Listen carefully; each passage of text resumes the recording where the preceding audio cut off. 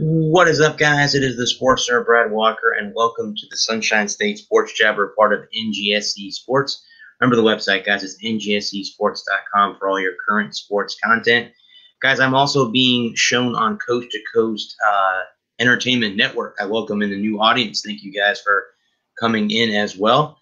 Guys, the Sunshine State Sports Jabber is sponsored by Arena Eats. Log on to the website arenaeats.app for the ultimate fan experience at your favorite sports venues. Arena Eats mobile app, pre-order, express pickup, and in-seat delivery. How do you place your order? All right, guys, welcome in, everybody. Welcome. Hopefully, everyone out there is having a good start. It is Friday. The weekend is finally here. It does go by quick. If you're wondering, guys, I was out last week on vacation, so I'm back. So everyone out there, thank you for bearing with me while I was on vacation. But I am back, guys. So I'm going to go ahead and dive into the show. I'm going to start, guys, as I always do, with the National Football League. And I'm going to start with the boys in Duval County, the Jacksonville Jaguars. The biggest story, I think, so far coming up for Jacksonville has to be, are we going to see Tim Tebow back at the tight end position? I'm just curious about that myself. There have been rumors that he wants to come back and play tight end. I don't really know how that will work out for Jacksonville. We'll have to wait and see how that all plays itself out.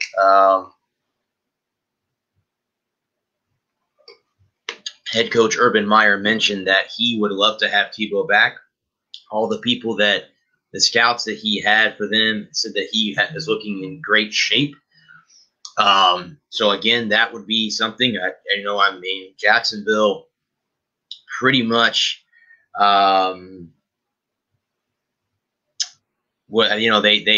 this is a new season for them, obviously. With Urban Meyer and company, and now Tebow possibly coming back as a tight end, that should be interesting.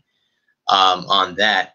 Again, the big thing is, coming now, I'm going to go ahead and pull up an article from Sports Illustrated on the 5 things to watch out for the Jaguars at their rookie minicamp that is coming up. We'll have to wait and see how that all plays itself out. But here are the 5 things, guys, that we will be watching at Jaguars rookie minicamp. Trevor Lawrence, obviously, that's the big thing, right? The first overall pick in the draft. We'll see how he handles, practice, getting prepared for the National Football League, his first Jaguars practice. How head coach Urban Meyer organizes his workouts at camp. Offense and defensive schemes taking first steps. Obviously, this is a new season. Again, they're coming back from a 1-15 season. They have a lot of wide receivers galore in Jacksonville. See how they all fit in, and we'll have the first exposure to Travis Etienne, Tyson Campbell, and Walker Little, and others.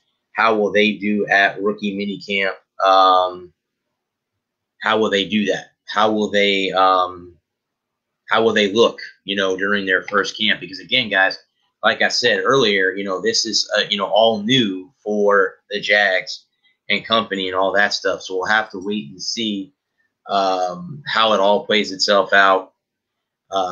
Again, the biggest question is, as I've gotten from reading a lot about the Jaguars, is how long before Urban Meyer walks away?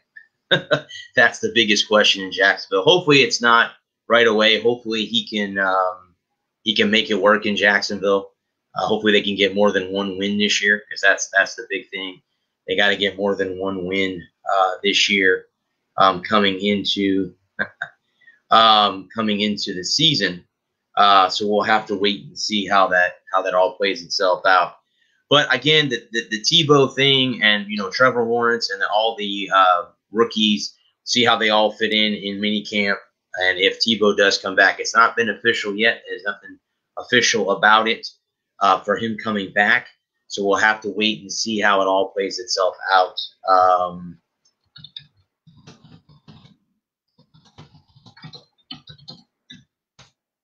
we'll have to wait and see how it all plays itself out.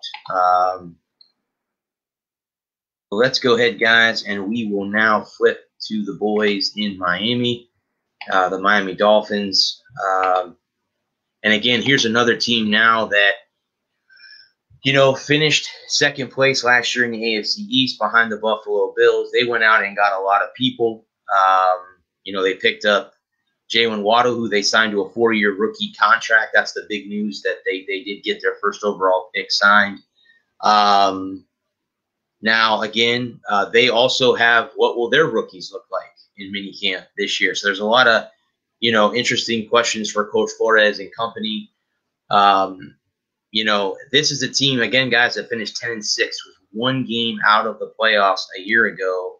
And now, now they stand, now they get another shot. They get another shot at trying to get back, because the Bills obviously are still a pretty solid team. The Patriots went out and spent buku bucks in free agency, and the Jets are still in a rebuild and stuff like that. But the Dolphins can be that team that can still be in an opportunity,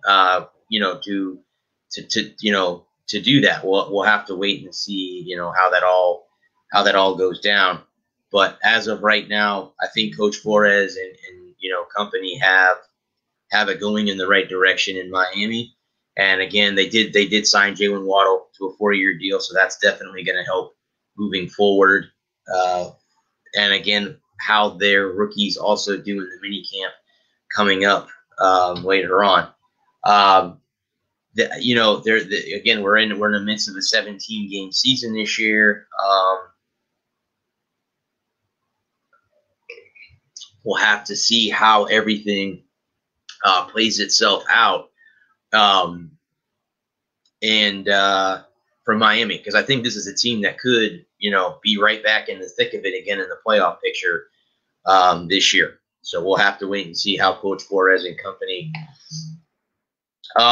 do this year with that. As I always end the NFL with the local team, I live in the Tampa Bay area, and that's the defending Super Bowl champion Buccaneers. Again, the schedules did come out, guys, here recently. A lot of people say that the Bucs have the easiest schedule in the National Football League. We'll have to wait and see. Early on, that's what it seems like. And if you look at the biggest matchup for the Bucs, it's obviously Week 4 when the Bucs travel to New England to play the Patriots, where Tom Brady won 6 Super Bowl rings under Bill Belichick, and now he's returning back with the 1 ring that he won last year with the Buccaneers. So again, how is that going to be? That game will be a 8:20 game in Week 4. That's a game that I'm looking forward to. Being a fan of both the teams, I can't wait to see how they're going to boo Tom and Gronk, or they're going to cheer both of them. I'm going to wait and see how that all works out. But I guess, guys, according to what I read today on BleacherReport.com, that Tom Brady struggled learning the playbook right away last season. But again, he was able to obviously get it right, as the team after the bye week never lost a game. After they lost to Kansas City during the regular season, they were able to bounce back and go on to win the Super Bowl and beat the Chiefs at home at Raymond James Stadium, being the first team in NFL history to not only host a Super Bowl, but then to win the game as well. So that is going to be interesting to see how the Patriot fans welcome Gronk and Tom back to New England in Week 4. Do they have the easiest schedule? We'll have to wait and see how that all plays itself out. But, I mean, again, that's based on last year's teams. We'll have to wait and see. Obviously, I think the division is theirs to win. The Saints do not have Drew Brees anymore. Carolina is in. They got Sam Darnold. We'll see how he fits in Carolina. And then, of course, Atlanta still has Matt Ryan. So, again, we'll have to wait and see how all those teams play themselves out later on to get it going. Will be the interesting factor for the Bucs, and we'll see how it all plays itself out this year. If they have the easiest schedule in the National Football League, as everyone has proposed that they do have the easiest schedule. Let me go ahead, guys. That's my NFL news, and as we get closer and closer, obviously, to the regular season, I'll get more and more into mini camps for the Dolphins and the Jaguars, and any news on the Buccaneers. Guys, if this is your first time being in here, this is an all Florida sports podcast. I talk about all the Florida teams in all the major sports and anything, any kind of events that are happening in Florida. I will be talking about Backlash that'll be happening in Tampa for the WWE. If there's a race with NASCAR or with IndyCar, I'll talk about that as well. But that it's an all sports all Florida sports podcast, guys. So welcome in for all the new people from Coast to Coast Entertainment Network.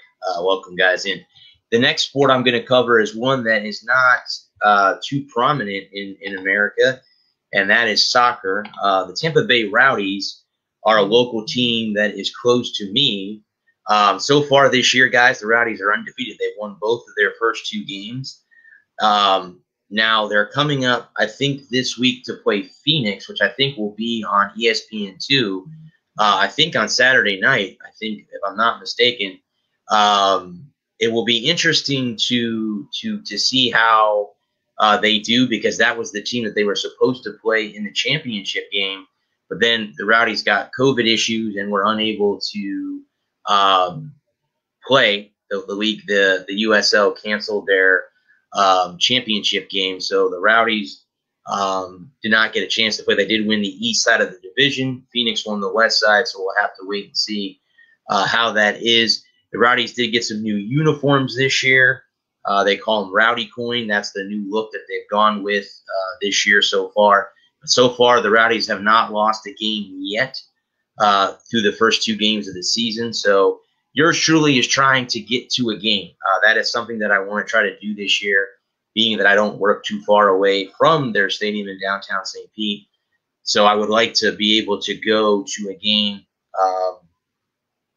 Hopefully in the near future, I can get to a game to watch the Rowdies live. I was told last week by my co-host, Louis Tenyer, on the Walk Report, actually right here on this show 2 weeks ago, that there's 2 MLS teams that call Florida home. I did not know this, but here's the first one, guys. The logo behind me is for Orlando City. This team, guys, has been sold. Their owner has sold them to let me go ahead and open this up. This is from WESH.com, which I believe is a TV station in Orlando, Florida. They have been sold. It'll be finalized in the next few months. But the negotiations, they've been negotiated. Former owner Augusto da Silva has sold the team, both Orlando City SC and the Orlando Pride. The sale has been made. So again, the team has been sold. And again, this is just something they're not going to move the team out of Orlando, guys. If anyone's out there worrying, anyone that's an Orlando fan, they're not moving the team out of Orlando. They're just holding on to them. So the team has been sold, guys. So that's that. They did beat DC United their last game. They beat the team in DC. And they have, I believe, the Washington Spirit are their next opponent coming up in the next couple of days. So this is a team. Again, guys, I don't know much about soccer. This is all new to me, so I'll have to dive in to find out what's going on. Again, I just wanted to bring up the fact that the team have been sold. The new owners have been. There will be new owners for Orlando City moving forward. The other professional soccer team, Major League Soccer team in the state of Florida, is this team right here, and they are Inter Miami SC. Now, this is a team that I believe is partly owned by Beckham, and they are guilty of breaking budget rules. That's interesting in the sport of soccer that we're talking about budget rules being broken by a team. But that's interesting to say the least. Now they are one of the teams. I think they are in the top 10 in the power rankings. Orlando is also in the top 10 in MLS. So that's could be true. They're looking, guys, for everyone out there that's following the COVID protocol. Miami is looking to have 100% capacity by the end of the season. Guys, if you do not live in the state of Florida and don't know what I'm talking about, the COVID pandemic was very bad in the Miami, in the South Florida area. So, for example, it was very, very bad. But you know what? Everyone's being, if you're getting vaccinated, that's great, outstanding. You are more than welcome not to. If you don't believe in the shot, that's up to you. I'm not telling anyone. I'll be fully vaccinated myself next Friday. But I'm just saying that the faster that we all get vaccinated or get back, the faster we're going to get back to having 100% capacity at sporting events, whether that's football, hockey, baseball, soccer, whatever. You'll be able to go back to being the way it was before 2020 changed the world, as they say. And I'm looking forward to getting back to. I was at the Lightning game last Wednesday night when they played the Dallas Stars, and being at Amalie Arena, where normally it's hard to find an empty seat. There were a bunch of empty seats because of the capacity being so down, being limited. So, guys, again, bear with me with Orlando City and Inter Miami SC. I will do a little bit more research on these two teams for next week and the weeks to come, because, again, they are part of Major League, the teams that call Florida home. So they will both be on my show from here on out until they move or whatever. But be prepared to hear a little bit more soccer news outside of the Rowdies. I'll have 3 soccer teams that I'll be covering moving forward on the Sunshine State Sports Jabber. Let me go ahead, guys, now.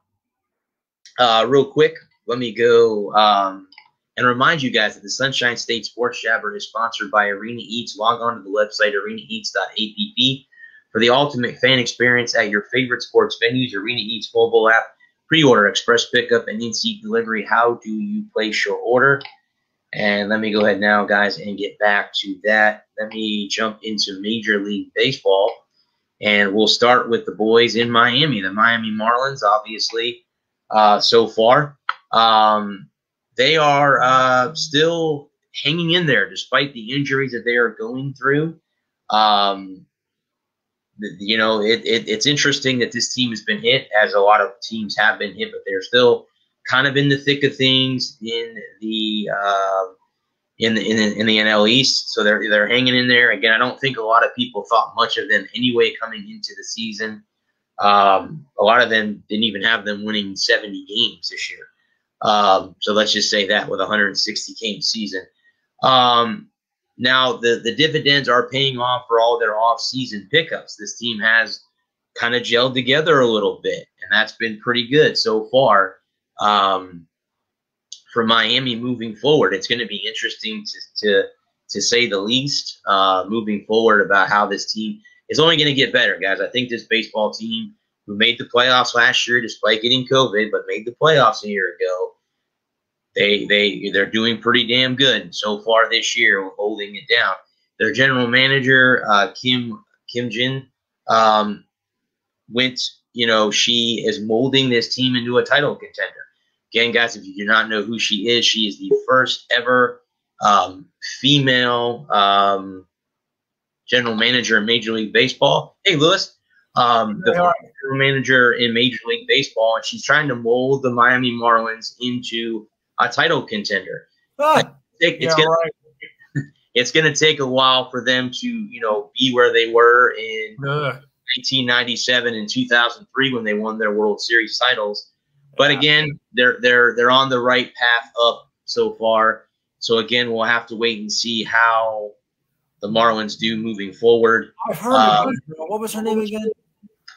Kim. It's Kim, and I don't know how to pronounce her last name. Her last name is NG. I don't know if that's how you pronounce her name, but right. I think I know who it is. Yeah, I followed up on that. Okay, she. I was actually pretty happy when they announced her as the first female general manager. Yes. It was kind of fitting that she happens to be the first female GM, so that worked out pretty well for them. the next guys is the Rays. Currently, the Rays are losing 2-1 to the Mets in the bottom of the 8th inning. I know the Mets had a 2-run home run by Jonathan Villar. I think Austin Meadows just hit a home run just a few minutes ago to get within 1 run. They have a man on second base with 1 out, and Randy Arozarena is at the plate, so we'll have to wait and see how that works out. Now, if you guys did not know, they did designate Yoshi Sasugo, so he is no longer with the team. That Japanese experiment did not work out for them. I think he made $12 million over the 3 seasons he played here. So, again, not every player from Japan works out, and that's the perfect example. Was that in our money or Japanese yen? No, that was our money. That was our money. He got $12 million from the Rays when they brought him over here from Japan. And for $12 million US dollars, not 12 million yen. Okay. Yeah, he struggled, Lewis, a lot at the plate, and then towards the end, his defense started to go away, and then they're trying to get back. What's his name? I can't think of the guy's name, and he just suffered a setback with his injury. Yeah. They're trying to get him back, trying to get one of their players back. Here's the thing with what's going on with the whole stadium deal, guys. Just because the A's are our team, and we were talking last night about this too, about the A's and the Rays. I don't see the Oakland A's moving out of Oakland. I think they're going to come to an agreement. They're going to stay in. I really do. I don't think they're going to leave Oakland. I think it's different. So I mean, go ahead. The A's have been on a roll lately, but they never really had a strong fan base. They've always been like in the shadows of the Southern California teams and your crosstown rival, San Francisco Giants, which do take up attention in Northern California. And the A's never really were, one of the favorable teams. So they kind of get in the backyard, we should say, and never really got full much attention. And they don't draw much of a crowd anyway. So I think they are going to move. I think the primary target is my backyard, New Jersey. That's where they play. No, probably with a hot spot as Vegas. Yeah, I think if anything, and that I'll be honest with you, it would be kind of weird if Oakland lost not only the Raiders but now the A's to Las Vegas. Wouldn't that be something to stick it to the city of Oakland? Yeah, you lost the A's, you lost the Warriors. They moved across the bay to San Francisco, but then again, we'll give them benefit of the doubt because that's where they originally came from anyway. So correct. You just adapted them in the 1970s. You didn't have them; you adopted them. See, here's my thing. If the A's do move to Vegas, now what I'm asking is if the Rays don't come up with any kind of agreement with the stadium here, either in St. Pete, where it's at now, or they move across the bay to Tampa, here's the question is, where are they going to go? Because, again, Charlotte, I'm on a Facebook group. It's Charlotte Bats, if you're wondering what the Facebook group is. And they want the Rays to come to Charlotte. Now, it would be good for them because the Rays minor league AAA team is in Durham. So they're not far away. Charlotte, North Carolina is not far from Durham. So it wouldn't be that long to call a player up. It wouldn't take them very long to get to Charlotte. I don't really know. As of right now, the owner of the Rays, Stu Sternberg, wants to still have the split season between Tampa Bay or St. Pete and Montreal. But here's my go with that. First of all, Major League Baseball Players Association is not going to approve that. So I'm glad he thinks that that's going to happen, but the MLPA will not approve that. In my opinion, I could be wrong. I could be wrong when I say that, but I really honestly can say that I don't think that's going to happen. So, guys, the Rays are coming off of a 9-1 win last night over the Yankees. Rich Hill had a great performance, and their bats came alive because, again, up till this point, the Rays were having issues hitting the ball, especially runners in scoring position. So now they were able to get out of that funk last night against the Yankees. They were able to salvage at least one game out of the 3 because the Yankees took 2 out of 3 being here. So, and then again, Garrett Cole, who has struggled against the Rays during the regular season, was able to win Game 2, 1-0. That's all it takes with a pitcher like him. I mean, that's how I say it. It's That's how you really do, though. correct. I think honestly, again, this is a team that I think both the Rays and the Yankees are both, and the Blue Jays, all the three of them are kind of all close behind the Boston Red Sox right now. We're on top of the AL East. But that, it is, we'll have to see how the Rays do now with moving forward. They're going to have to hit better. Bottom line is the team is hitting, and they need to hit. You can't if you can't score runs, you can't win in baseball. That's the bread and butter. They say good pitching stops good hitting, but the second part is you can't win if you don't score. So there you have to go that way too. Exactly. Now I know, and I know they say defense wins championships, but you still need hitting. You still need to score runs. Sometimes the best defense is a good offense. Correct. There you exactly. So there you go with that with the Rays. This team right here is, I believe, going to be moving to Buffalo. I think in the next few weeks. I think I read an article. It's going to be June. So this team is running out of days to be on my show, because once they move to Buffalo, you will not see me talking about Blue Jays on this show. On the show that me and Lewis are on last night, we could be talking about the Blue Jays. But on this show, we don't really give a crap. Right about that. But they, they again have been able to win games. Obviously, with the injuries that they've gone through, they're still being able to win games, which is kind of interesting. And again, they're going to relocate the Buffalo Bisons when they move to Buffalo, because that's their minor league team. So their minor league team is going to have to play somewhere else.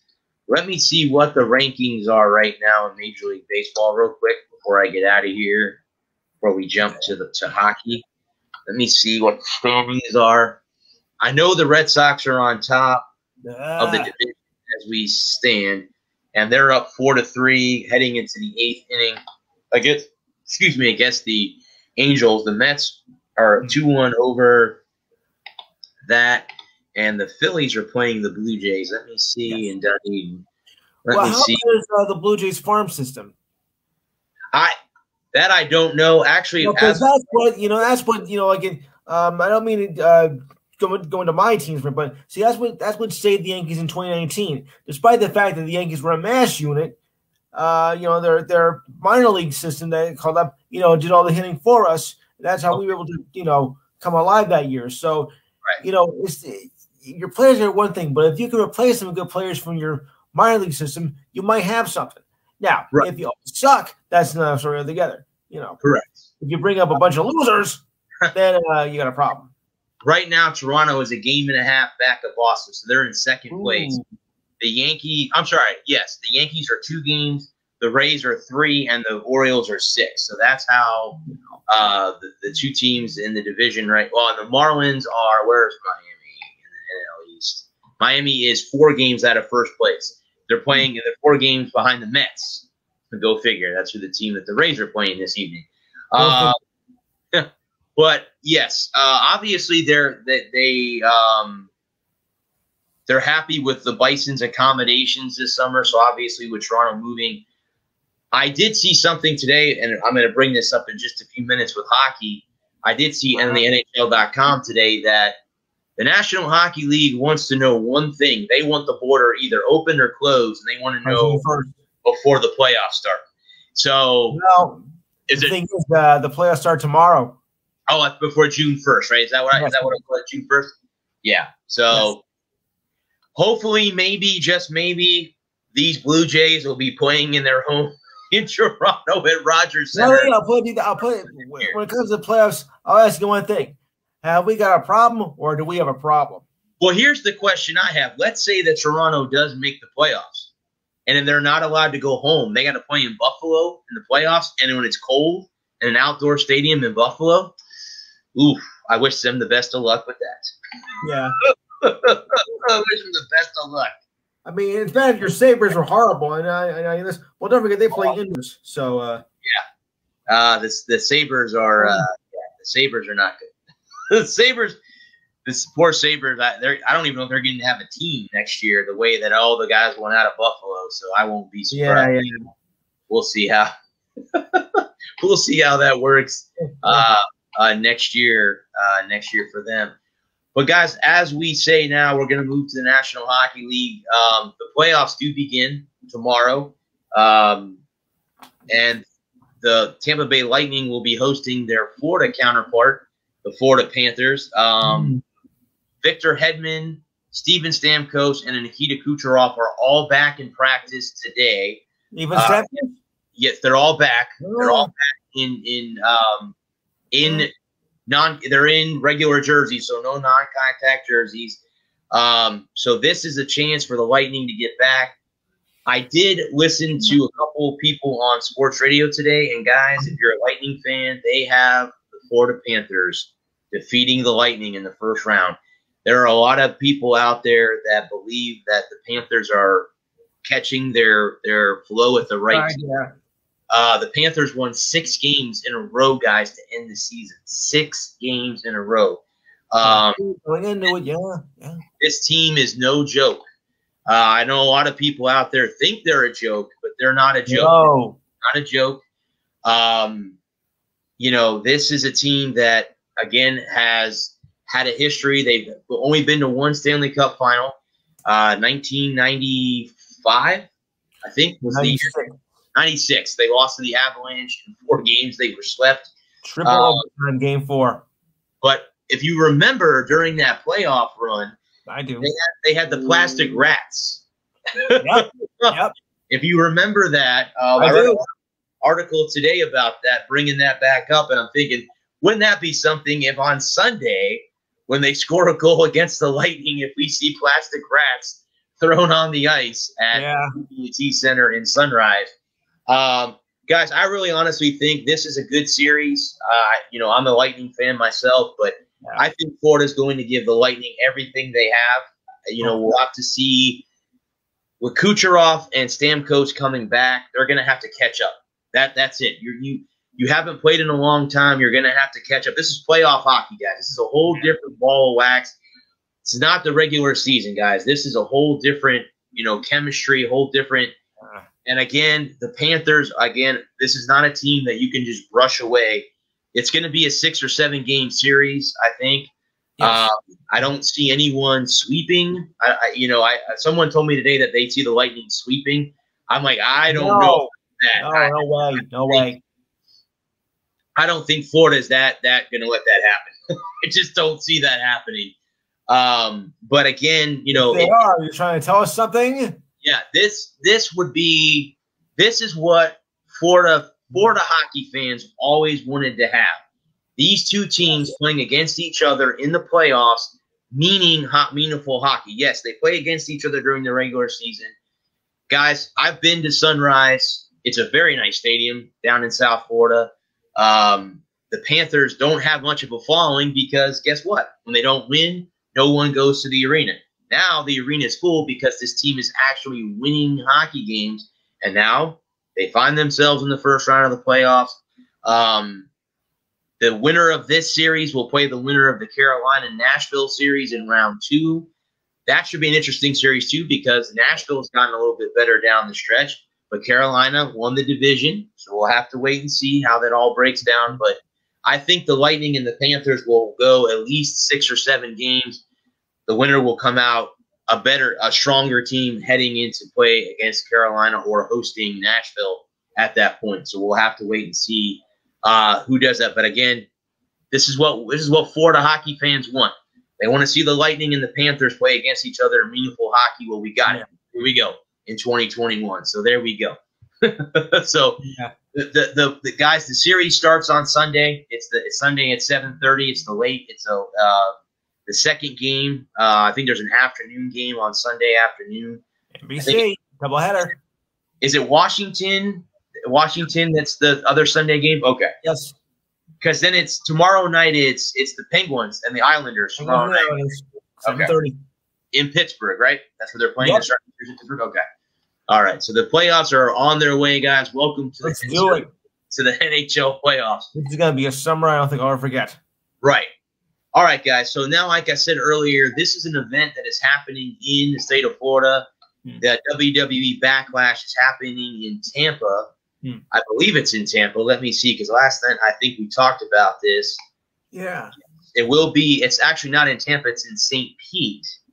It's in St. Petersburg. That's going to be interesting because that's the same. Oh, no, it says the Thunderdome inside the Yuengling Center. Okay, guys, the Yuengling Center is where USF plays their basketball games. That's where the men's and women's teams play their basketball games. It used to be called the Sun Dome. That's what it used to be called back in the day for all the older crowd out there. It used to be called the Sun Dome. Yes. Now it's called the going old, huh? Yeah. No. I'm not calling anybody old. I'm just saying because a lot of people don't know that the name has changed to the Yuengling Center. Yeah. I myself have been in that building once to watch I watched USF play Memphis, and I got to see Penny Hardaway as a head coach because he's the head coach at Memphis. So it was kind of cool to see Penny as a head coach at the game. Here, guys, is the WWE Backlash card. We'll start with the WWE Championship, and that's Bobby Lashley, who holds the title. He'll be facing Drew McIntyre and Braun Strowman. The prediction from CBS has Drew McIntyre winning the title. That's their prediction. Yeah. The SmackDown Women's Championship is Bianca Belair, who is the champion, versus Bayley. People have Bianca retaining her title. Rhea Ripley will be in a triple threat for the Raw Women's Championship against Asuka and Charlotte Flair. The prediction is that Rhea will win her title back. The Universal Championship will be Roman Reigns against Cesaro, and they have Roman retaining his title. So do I. The SmackDown Tag Team Champions, Robert Roode and Dolph Ziggler, who are the champs, versus Rey and Dominic Mysterio.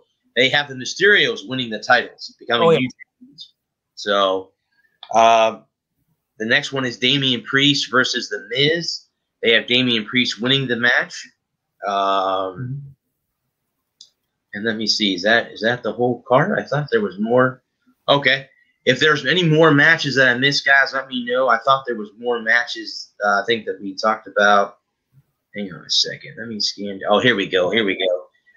The Intercontinental Championship was Apollo Crews versus Big E. It looks like Big E they're predicting maybe he will win. The United States Championship is Sheamus versus Alberto Carrillo, and they have Sheamus retaining his title. So that's WWE Backlash, guys. Again, it's an event that's happening here in Tampa at the Yuengling Center. Obviously, they can't play it at Tropicana Field because the Rays will be having a game against the Mets. So I don't know how that would worked out. That'll never work. Even with the Rays having an afternoon game, I don't think you could get the field cleared off in time. No, probably not. Unless you want to call the game early. To get all that equipment set up for the unless you decide to stop the game to set up for it. You'd have to. You'd have to stop in the middle of the game. It's been done. They have done that on some games. Well, then again, that's your fault for overbooking, you know. Well, yeah, exactly. Yeah. Well, guys, we'll jump to the National Basketball Association, and I'm going to start with Toronto. Here's the team that plays in Tampa at Amalie Arena. Now, did they make the playoffs? I don't think this team made the playoffs, right? No. Okay, because I swore I saw an article about them playing. Oh, maybe that's just them playing tonight against Dallas. Maybe that was what it was. Yes. Okay, because I didn't think that the Raptors had made it to the postseason. Okay, I didn't think that they had. The scoreboard right now is Dallas is up 33-30. Philadelphia can clinch the number 1 seed, and they're up right now 79-55 Magic. So I think they're going to clinch the division there. Here's the thing. Should the Raptors have traded Pascal Siakam and Kyle Lowry at the deadline now and move on from them?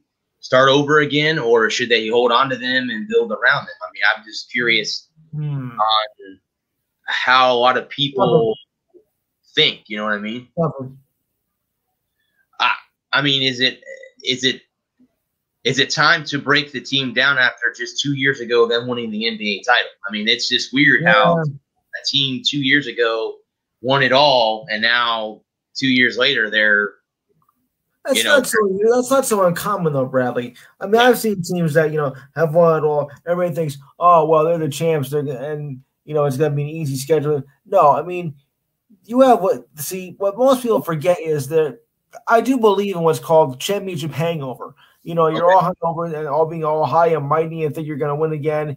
And you become so cockeyed that, you forgot you had to try to defend your title and you lose that momentum. Plus that, of course, you also have to consider, well, who's going to be left on the team for the previous year? Because when you start breaking the team, that's when things also begin to change too.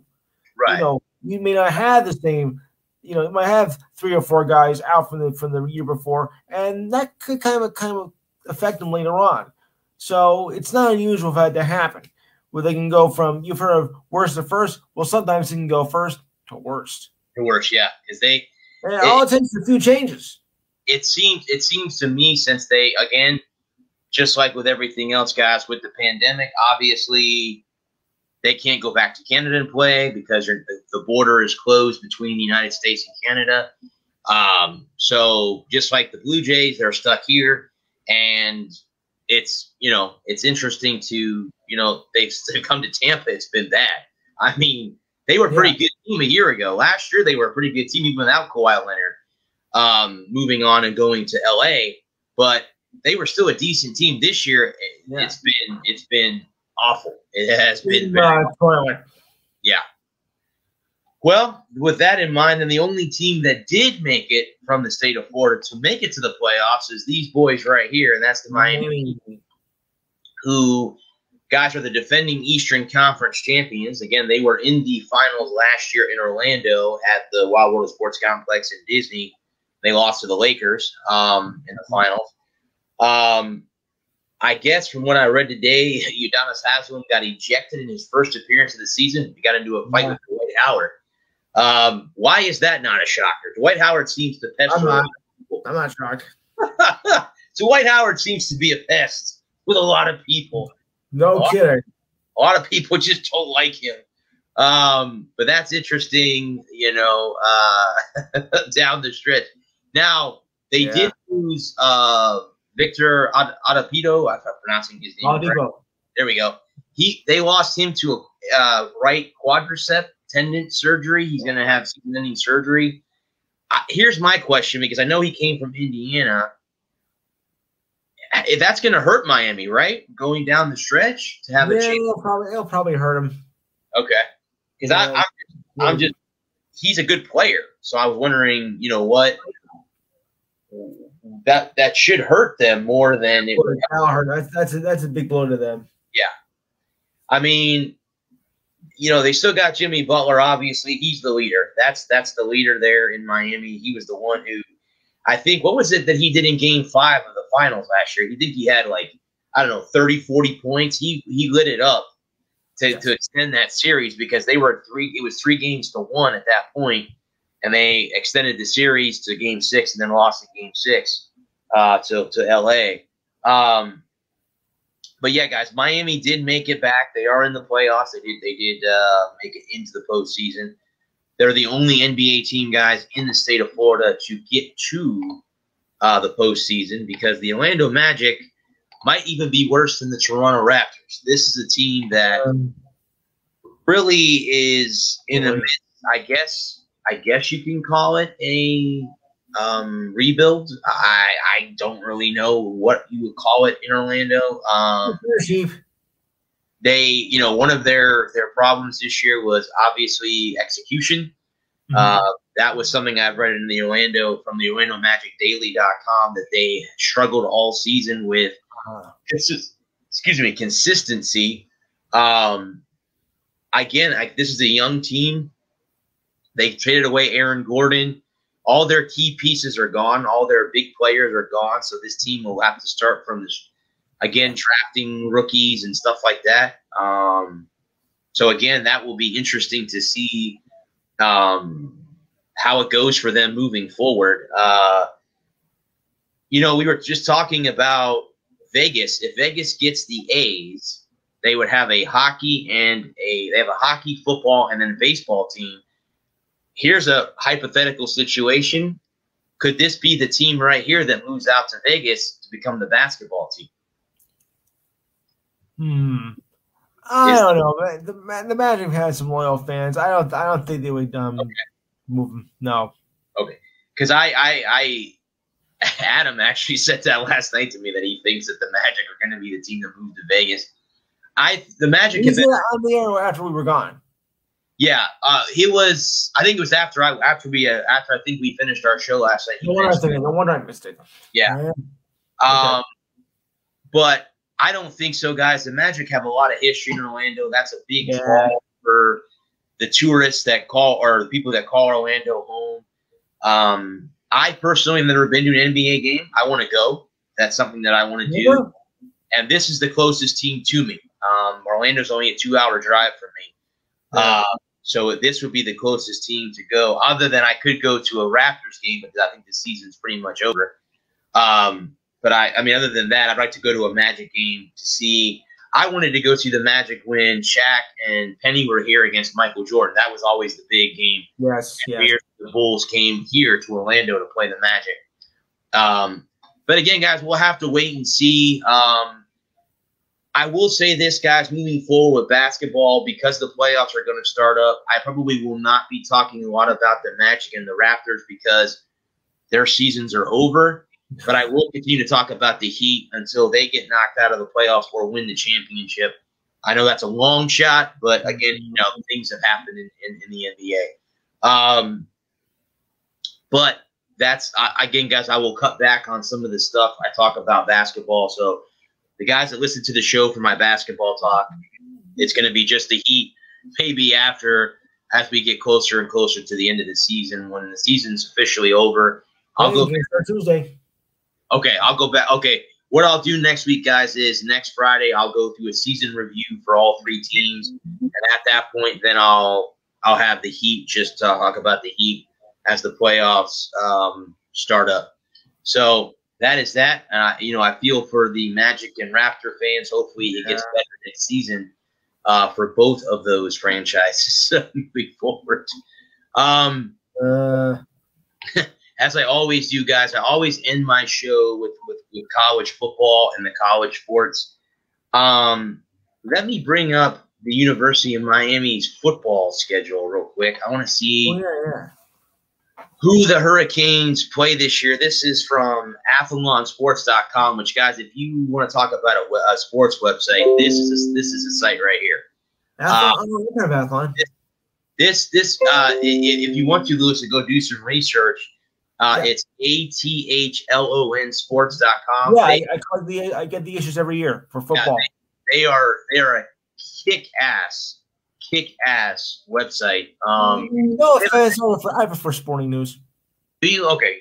And Sporting News is just as good too. I like them. Sporting News and Street and Smith. Those are my sources. Okay. They start all you want, but sorry, that's what I go by. They start the season, guys, versus Alabama in Atlanta at the stadium against the defending national champions. Not good. That could be a game that could go one or two ways. One, they keep it close, or Alabama blows them out of the water. I'm sorry, Hurricane fans.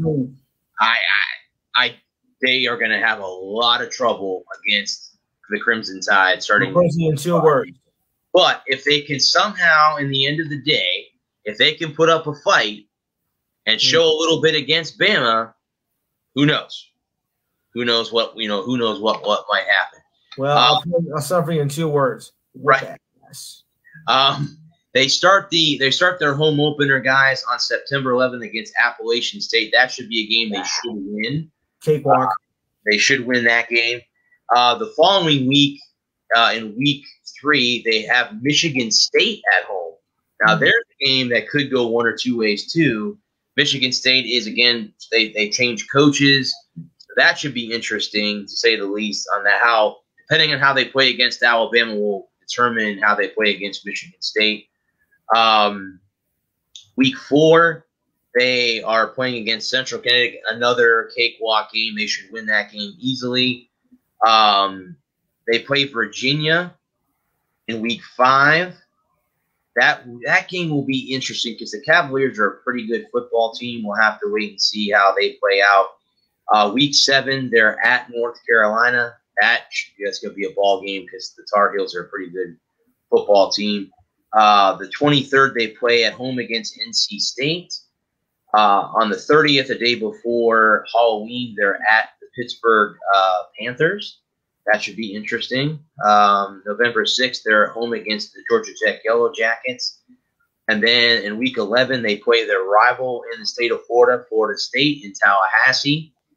That's always a game nail-biter for every Hurricane and Noles fan. Week 12, they're at home against Va Tech. And then they end the season on the road at Duke. That game they should easily win. Duke is an okay football team. They're not, great. Let me just say that. No. Yeah. The Canes should be able to win a majority of their football games this year. I don't see them beating Alabama, but again, upsets happen. I just don't see that upset happening. That's a really, really tough way to start your season. Luke is basketball and baseball too, but football, no. Yeah, it's a really tough, really tough. But again, they accepted the challenge, so let them have it. Your poison. Yep. They accepted it to start the season, so let them go at it. So we'll have to wait and see how how that works out. Getting me over the first quarter. Right. The next guys I cover is the boys in Tallahassee. So far this year, it started off very well. So far for Coach Norvell. He has had no off the field issues like he did last year. They did recruit very well this year. They're planning guys on having a full capacity at Doak Campbell Stadium. Again, being in the state of Florida, and I know every state is different with COVID and how everyone's kind of peeling back the COVID rules and what it might be. In the state of Florida, our governor announced the other day that if you are fully vaccinated, you no longer have to wear a mask anywhere. But they are still leaving it open for the owners of certain areas to make you wear one. So we're not out of the clear yet, guys. This is not over yet by a long shot. But again, it's different states. So again, having a full capacity at a college football game, that'll be interesting. Being that I was at a game last year where there were no fans in the stands. So if they fill it, it would be good. I would love to see.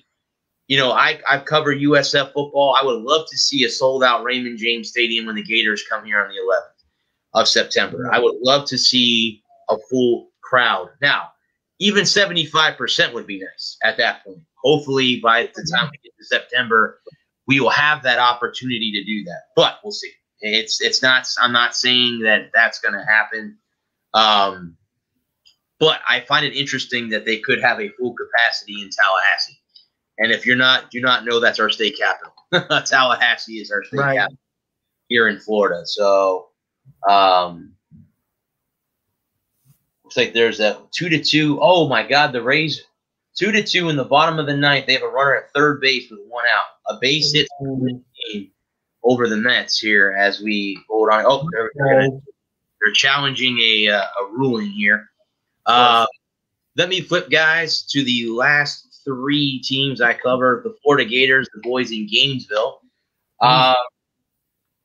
Here's a team, obviously, that is going to have a lot of new faces. No more Kyle Trask, no more Kyle Pitts. They both have been drafted. Kyle Pitts went to the Atlanta Falcons, and Kyle Trask is a Tampa Bay Buccaneer, which I saw today. He'll be wearing number 2. He's going to wear number 2. That's the number that he picked. So that's what he's going to wear.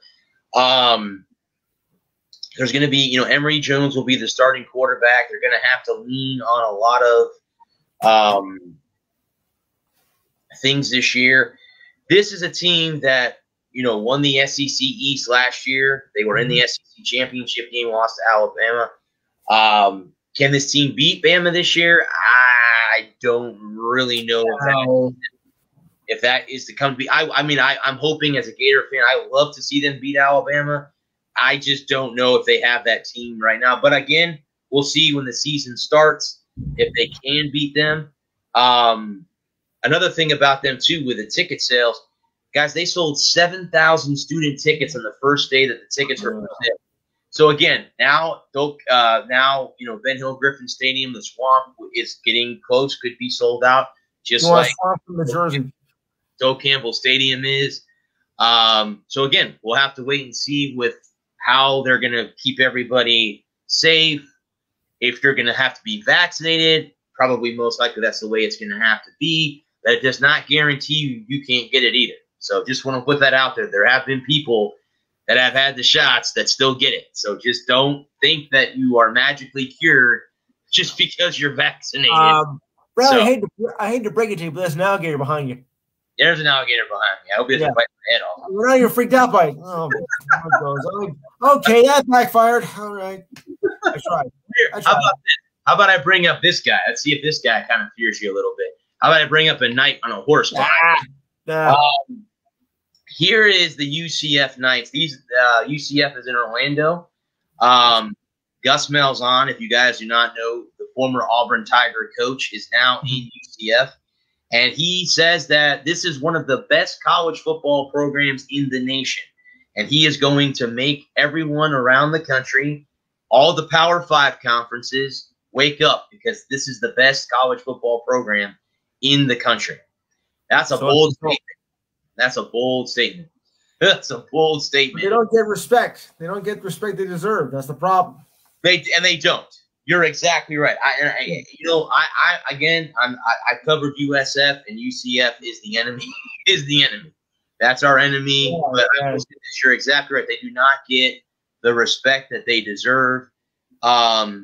This is a team that has won a lot of football games over the last 4 or 5 years. They went undefeated. They were 11-0, 12-0, and they only got as high as number 6. Yeah, they couldn't even get to a major bowl game. Look, I don't care what your conference is. Your record shows that you deserve to be in there, and you still got cheated out of it. Well, here's my thing about them, Lewis. Let's say power conference. Let's say that college football expands the playoff to 6, right? Yeah. So you'd have the 5 Power 5 champions in one at-large bid. Now, would you not put the Knights in that bid if they're undefeated? Absolutely, I would. Absolutely. Because I think we talked about this last year during bowl season.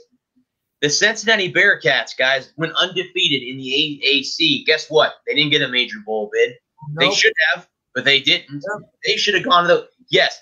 Are we going to say right now that they can beat Alabama? No, I'm not saying they can beat Alabama. But you know what? It would be nice for them to play in a big bowl game to get more eyes on the university itself and more eyes on the conference. Because if you can get people to draw and want to watch AAC football, why not? And if it's the Knights or if it's the Bearcats, the Bulls, whoever it is, Tulane Greenway, whoever it is, let it be that way. SMU. I know SMU was a. The problem is the committee only cares about the power conferences to get that because that brings in the most money. I was going to say right here. Because, exactly Florida, USF, and all the ones there, they're minor in comparison to the big schools, so we can't really let them in. Why not? Yeah, no, I agree with you. I totally agree. I totally agree, Lewis. I really honestly agree with that. Yep, I agree. I think that they need to, allow them to play. If you get defeated, why not? Why not? Maybe you should make it to 8. Well, they could do that too. They could do that too. I think. You don't want to go too far down because you don't want to get those teams like 4 and 7, and we're not going there because that's not much. That's not much of a team that doesn't deserve it. Right, guys. As I always do, the end of the show, I always end with USF. I don't know if I even mentioned this. I think I may have a while back on my show. If you are wondering, the USF Bulls did receive their donation to build their new indoor practice facility. They're going to expand on the one that they currently have, but they're going to have it up hopefully by next spring, I think was the goal. We, on Bullseye, with my good friend Larry Frank, we actually talked to Michael Kelly, the athletic director at USF, last year. And he actually came out and told us that they were very close to having the donation for the sports facility. I asked him personally, Lewis, because I get a lot of people that ask me is, when are they going to have their own stadium? When are they going to get out of Raymond James Stadium? And Michael Kelly told me and Larry, we are so far away from that. That's not going to happen anytime soon. He said we would need $250 million just to get it started, and we have nowhere near that kind of money right now. No, it's cheap. Well, yeah, that's just to start it. That's just to get it started. Yeah. It's going to cost you what, $1 billion to build a stadium today? They're not cheap at all. they're spinning. Yeah, they're not cheap at all. Yeah, they're so. Again, guys, Jeff Scott's doing a pretty good job. This team only won one game last year. Yeah. It was sad. I mean, this team, again, struggled as they have. They've had it rough for the last 4 or 5 years. This team, Charlie Strong, 2 years. When I first started covering USF football, Charlie Strong, they came out and they won 7 games in a row. They were 7-0. They lost the last 6, including a bowl game right here at Raymond James Stadium. They lost the bowl game to Marshall, of all teams. The Thundering Herd came here and beat them. Hey, give Marshall credit. Give him credit. And then the next year, they went 4-8 or 4-6, I think. 4-6 the last year. So then Charlie Strong got fired. Jeff Scott comes in and they go 1-9 last year. So I'm hoping this year that USF does a little bit more. Obviously, they start on the road, guys, against NC State. Then their home opener is, like I just mentioned a few minutes ago, is on September 11th against the Florida Gators. That day, if Raymond James Stadium is open to full capacity, I am going to guarantee you will see 90% Florida Gator fans in blue and orange and only 10% USF fans. Now, obviously, if you're a USF guy, you want to see more, maybe a 50-50 split, but I don't think that USF has enough. But I never know, because if it's a big game against the Gators, who knows? You might get a lot of USF people to come out and say, hey, we don't want to see blue and orange. We want to see green and gold. Yeah. So we'll have to wait and see how that goes. That's going to be an interesting football game. USF is going to have to be ready to go, just like Miami against Alabama. You're going to have to be ready to go because everyone out there is predicting you're going to get blown out. So, again, it's going to have to come down to, can you make the plays when you need to and don't make mistakes. Do not make mistakes. If you can stay away from turning the ball over, you can cause turnovers. There's a shot that you can win a game. Anybody can win on any given Saturday or Sunday or Thursday or Monday. So it depends on how USF is going to do it, but it's going to be tough. But as we say, we've got 4 months to talk about that because the season is about 4 months away from starting up. So we'll have to wait with the Bulls, the Knights, the Gators, the Noles, and the Canes. We'll have to wait and see how it all plays out moving up to that. So that is the way it is going to end, ladies and gentlemen out there. Again, I want to thank Lewis. As always, this guy is on my Thursday show as well. That show is taking off. Lewis, I wanted to let you know, I didn't even share the link to our YouTube video, and this afternoon we already had 28 views. I didn't even share the link yet, so we already had 28 people on our video already. I'm like, wow. So I'm like, good. That's a good thing. I'm not even sharing it. We're already getting 28. But yes, before I go, Lewis, do you want to go ahead and talk about your show tomorrow? I'll give the floor to you. All right. It's called the Canadian Division is Awful.com. Oh, boy. Enhanced Sports Show. We're on tomorrow, 5 to 7 Eastern 4 to 6 Central, 3 to 5 in the Mountain, because I do have people that come in from the Denver area, so I want to be sure on that. And if you're up late, you can catch it like about midnight in Europe. There you go. Yeah. We got a lot to talk about tomorrow. We'll be discussing, of course, the NFL schedule. Now, here's the way we're going to do it. Those who call in will go through our respective teams. We can't go through all of them, though. We'll go through our respective teams. And by the way, the Rays have just won the game, 3-2. Yeah, Brandon Phillips. There you go. Yep. All right, so I have that. And for those who call in, we'll go over our respective teams. Then I want your opinion on how your team is going to finish in the upcoming season. Sounds good. We'll cover the first of the NHL playoffs, which start tomorrow. Thank God. The playing games for the NBA, because the playing games start on Tuesday. Okay. And we'll cover horse. And we are going to cover the Preakness for horse racing. Oh boy, this is going to be fun. Okay. Yeah. Round 2. Let's see what's going to happen this time. Also, the WNBA we're going to cover because the season starts tonight. So I want to get your thoughts on that. And we'll cover everything with Major League Baseball. So if you got time between 5 to 7 over here, or 4 to 6 in the Central Time Zone, 3 to 5 in the Mountain, and 12 o'clock in Bora Bora or whatever. So yeah, give a call. We got nothing to lose, maybe except self-respect, dignity, nerve, pride. Nothing important though. So if you got time, call in, because the more the merrier. And I love getting new callers too. All right, gentlemen. Well, with that, guys, the Sunshine State Sports Jabber is part of NGSC Sports. Guys, please remember the website. It's ngscsports.com for all your current sports content. The show is sponsored by Arena Eats. Log on to the website arenaeats.app for the ultimate fan experience at your favorite sports venues. Arena Eats mobile app, pre-order, express pickup, and in-seat delivery. How do you place your order? Guys, I also want to thank the Coast to Coast Entertainment Network. They were airing my show tonight. Hopefully, I'm on the network here permanently. I have to figure out how I can broadcast that crew in here, but I'm figuring that out. So I have some new eyes on this show. I have Chris, who I guess I'll bring on next week. He's waiting in the studio here. I'll bring him on next week. I was talking to him privately. We'll bring him on next week to kind of get his opinion on things. But, Lewis, I will try my hardest to get on your show. I know I keep saying that, and I don't ever get to it. I should be able – I'm picking up my friend's dog at 5 o'clock, so I should be able to call in. I'll call in at 5 on the way back, driving back to drive the dog back to her.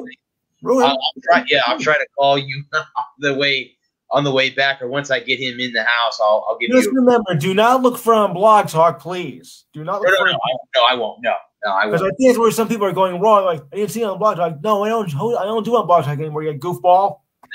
Oops, I forgot. Yeah, you forgot. But before I go, guys, as I always do, I want to thank everyone, obviously, that tuned in, and we love our viewers. Thank you guys so much out there, wherever you're viewing the show. If you didn't get a chance to catch the show, it will be on the YouTube channel, The Sports Sir Bradley Walker, in its entirety. You want to head over there and take a look. Actually, guys, please like and subscribe to the channel. We're trying to grow the channel over there, so that'll help us out too. I want to thank the doctors, nurses, and first responders, the true heroes of the pandemic for the last year and a couple months. Thank you guys for doing what you've done. As always, to the men and women of our armed services, both active, retired, and the ones who have left us, thank you for your sacrifice. I know I wouldn't be able to do what I do, and Lewis wouldn't be able to do what he does without you guys doing what you do. So thank you so much for your sacrifice. And again, to our police officers, firefighters, and paramedics, thank you for keeping us safe domestically. Guys, enjoy the rest of your weekend. If you're into getting vaccinated, please go get vaccinated. If not, that's up to you. I'm not telling you what to do with your life. That's your choice. But stay safe, guys. Wear your mask. Follow your state guidelines, whatever they are. And I will be kindly back here next week on this show next Friday, and I'll be on with Lewis next Thursday. And hopefully I'll call his show tomorrow night. But until then, guys, everyone, have a good night. Love all of you. Peace. So long.